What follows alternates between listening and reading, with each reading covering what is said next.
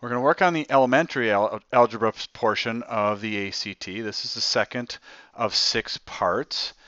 Again, we'll do 3 problems going from easy to medium to hard. Elementary algebra questions involve topics like using variables to express relationships, substituting the value of a variable in an expression, performing basic operations in polynomials, factoring polynomials, solving simple quadratic equations, the kind that involve factoring, solving linear inequalities with one variable, and applying properties of integer exponents and square roots. Let's look at the first example that I've picked out. Problem number 8. When 3x minus 12 equals 6 and y equals negative 2, what is the value of x? What happens right now is as we sit, we're sitting at 3x minus 12y equals 6. We've got 2 variables. Somehow we have to narrow this down to 1 variable. So what I'm going to do is take this minus 2 and I'm going to plug it in wherever I see y. So I'm going to do 3x minus 12 times a negative 2 equals 6. Negative times a negative is a positive, so that's going to leave me with 3x plus 24 equals 6. Now I'm going to solve for the variable x. Get rid of whatever is not attached first, which means I got to get rid of this 24. So 3x is equal to negative 18. Now get rid of whatever is attached to the variable, which is 3, by dividing. This is 3 times x, so I have to do the opposite to get rid of it. So 3 divided by 3 is 1. 18 divided by 3 is negative 6, which is my x value.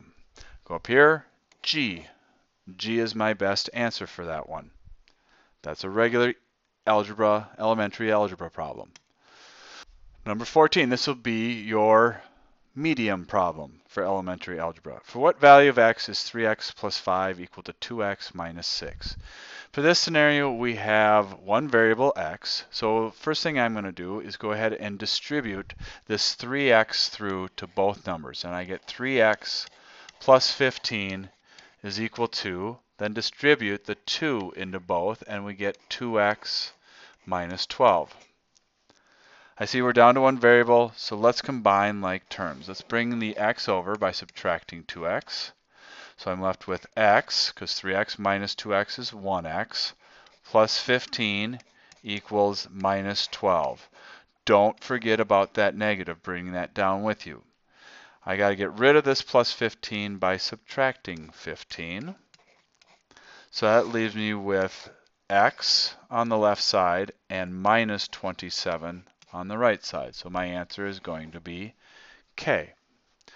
Let's say this algebra part scares you and you're not quite sure how to do it. Don't forget, again, the answer is there in front of you. One of these 5 is the answer. So if you want, plug and chug. See which one works. Let's take 27 and plug it in wherever we see x and see what happens. Is 3 times 27 plus 5 equal to 2 times 27 minus 6? Are those two equal? And if you did the math, you'd find they are not equal.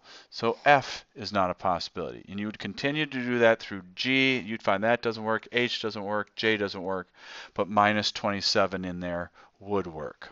That is a second way to solve for a problem like that. Let's look at this problem. This would be considered a hard problem. What is the sum of the two solutions of the equation? X squared plus 3x minus 28 equals 0.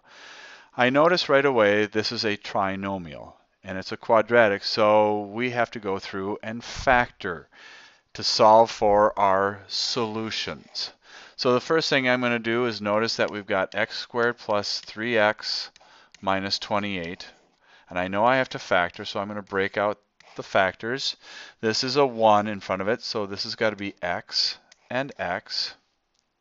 Then I'm looking for factors of minus 28, meaning what numbers multiply to give you minus 28, but that add to give you this 3. So I'm going to make myself a little chart on the side. What multiplies to give me minus 28, but adds to give me 3?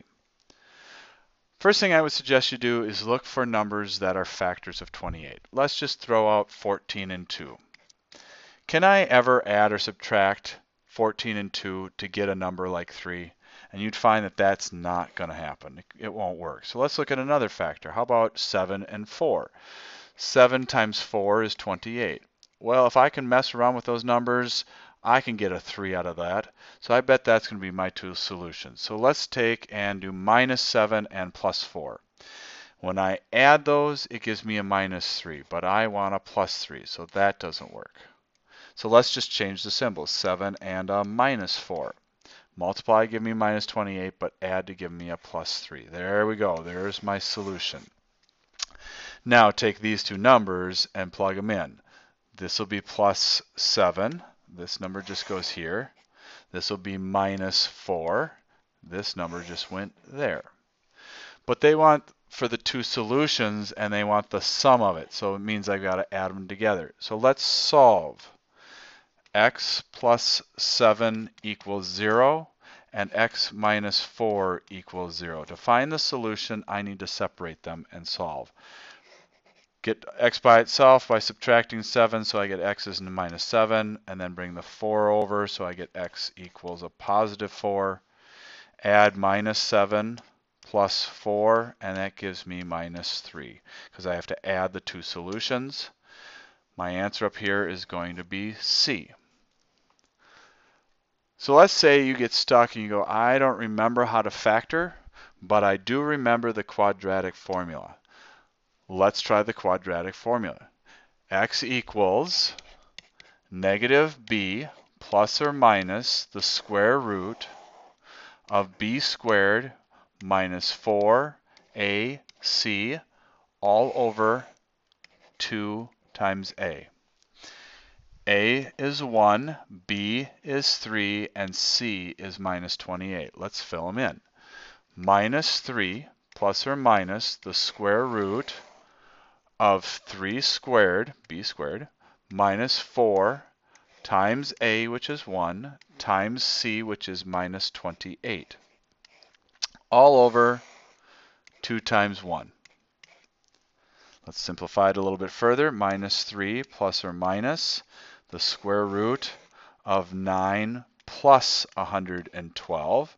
These two numbers, negatives, will multiply to give you a plus, all over 2, which is equal to minus 3 plus or minus the square root of 121 over 2. Now 121 is a perfect square, and the square root of 121 is 11. So my answer is going to be minus 3 plus or minus 11 all over 2. So now we need to separate those two. Minus 3 plus 11 over 2, and minus 3 minus 11 over 2. Those are going to be my two solutions. Minus 3 plus 11 is 8, divided by 2 is a plus 4. Minus 3 minus 11 is plus a negative 11, which is negative 14, divided by 2 is a negative 7. Add those two, because those are my two solutions, and I get minus 3. So C would be my best answer. Either way, the quadratic formula or doing the factoring is going to get your answer for that one, whatever makes you most comfortable. That gets us through the 3 problems for elementary algebra.